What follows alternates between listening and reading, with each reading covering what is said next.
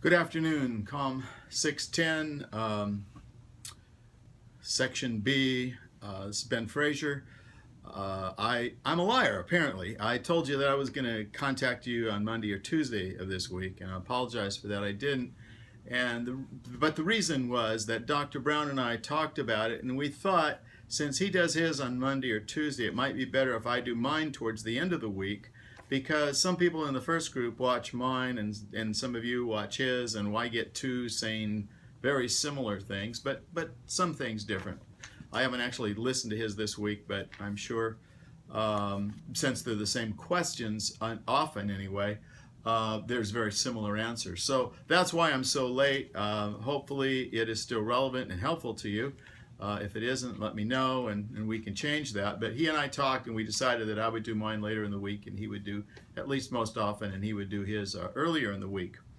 Okay, so this week we had 5 questions, very important, about entertainment education. And hopefully now you're really getting in, and it seems like you are, and understanding. And let me just say, frame my response to these 5 questions and my readings of your responses is that you're doing very well. You're really, for the most part, getting all these things, which is very complicated. And of course, we're going to be reading some other books on entertainment education as well that will repeat some of these things and add to them. And so it's a building process. And so I'm real excited about that. And I hope you are too. That if you don't get everything on the first read in one book, you'll get it in the next or in one of the other articles that we're putting. So the first question was the role of Humlog. What role did Humlog have in the development of entertainment education? And as most of you know by now, Dr. Brown actually went to India and studied Humlog and the effects that it had. But Wesley, who seems to be the one that starts all of our questions out, but several others said that Humlog was great because it was the first to demonstrate that you could transfer entertainment education principles and ideas and strategies from one culture to another, from first used in Mexico and then to other countries and other cultures. Courtney talked a lot about parasocial in Humlog, and she's very right. Parasocial relationship is very, very powerful in these Indian soap operas, that people form relationships with celebrities and known people. Matt's idea that entertainment might be considered propaganda. Now, that was an interesting twist. Not many people came up with that thought, but Matt, you're right on target. And particularly since this idea of what is pro-social and who determines what pro-social is. It would seem like people from one ideological viewpoint would see pro-social very, very different, even in our country, than one from another ideological perspective. So in that sense, it could be propaganda and seem like propaganda, and maybe is a little bit of that. And the important thing here is who determines what is this pro-social education. So I think that was a good thing for you to point out, and I appreciate that. Jennifer,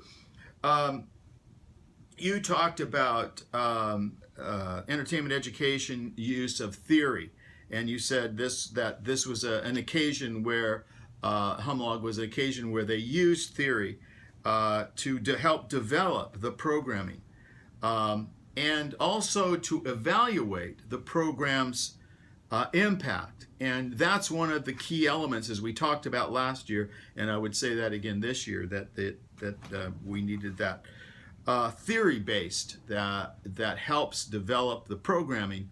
And later on, we're going to find out that you really need theory and research before you start the program, throughout the program, and then after the program, so that you know what the audience knows, so that you can begin to help create the right characters and the right message throughout the program to make sure that a message is actually, in fact, getting across. And then after the program, just to see is later on, was the effects of that program and the impact of the program still in any way lasting. So that was good. Yara, you had a very good answer, and I would recommend you, if you had trouble with that first question, that you look back at what she said. But she emphasized the idea of novelty.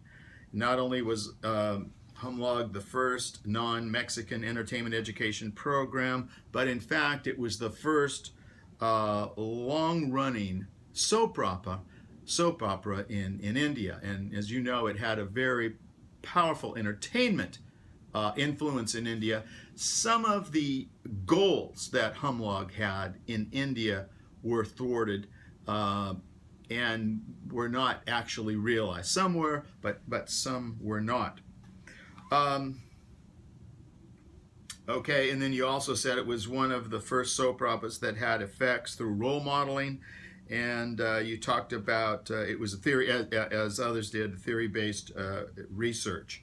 So, moving on to question 2. I've got to keep this under 10 minutes, so I've got about half the time left, but we'll try to get through some of these. How are celebrity influence and social learning theories used as persuasive strategies to increase the effects of entertainment education? And here what we're really talking about is the influence that celebrities have within cultures. And that's not just here in the United States, it's not just in the West, but it's around the world. And really what that's talking about, celebrities have this social capital that helps influence large numbers of people. And also we're talking about social learning theory or role modeling.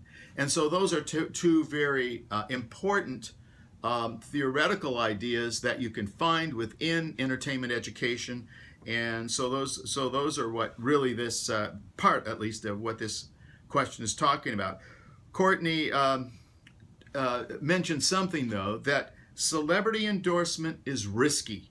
And you're right on target on that. I mean, all we have to do is think back to Tiger Woods and how he was a strong celebrity. His endorsement meant a whole lot, and then everything went bad.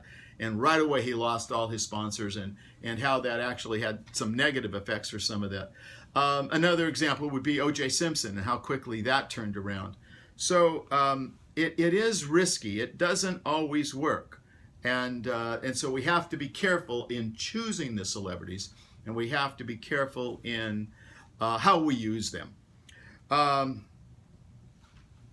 Michelle Brown made several good points in her answer, and again, I would recommend you go back, but she said many ordinary people develop extraordinary psychological relationships with celebrities, both living and dead.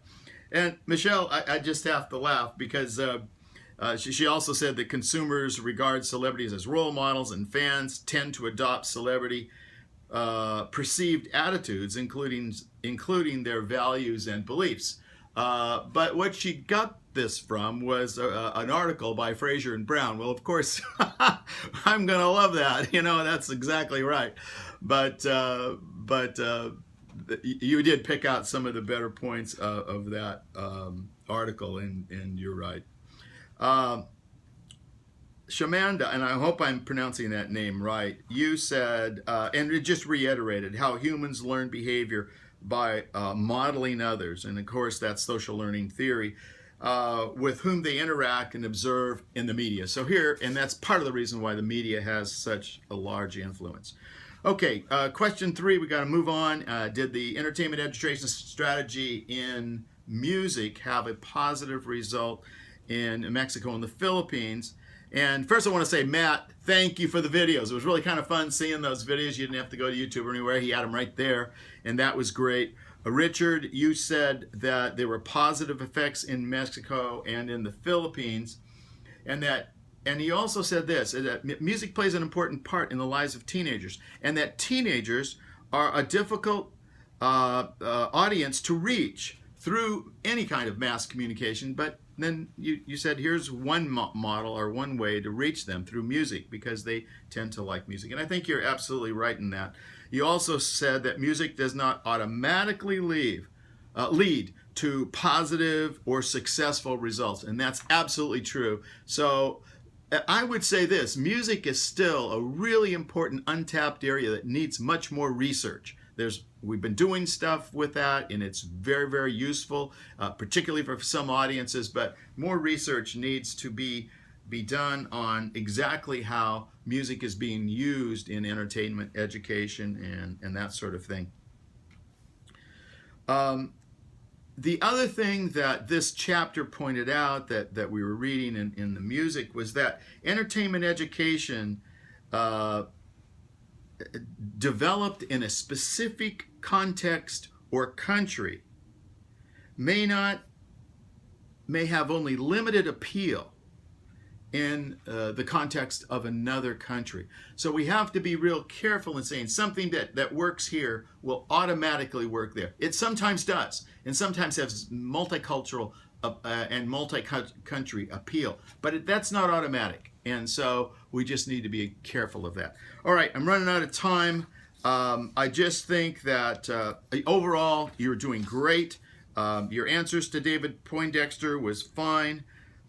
Jasmine, you had particularly a good answer, and Courtney, you did too. So if somebody wanted to look at their answers, if you were still questioning that, that's fine. And on question 5, which talks about radio and entertainment education in India, Tanzania, and other countries. You know, I've traveled to Tanzania a lot, and Dr. Brown and I, the very first time we went to Tanzania, we did a study on Twende na Wakate. I hope I'm pronouncing that right.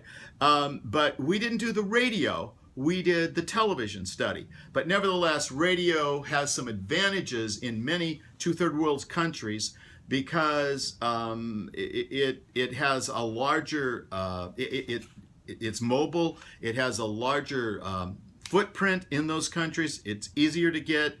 Televisions are expensive, but the poor can afford, or many times afford, or one person can have a radio, many people listen. So it tends sometimes to have a value in that way.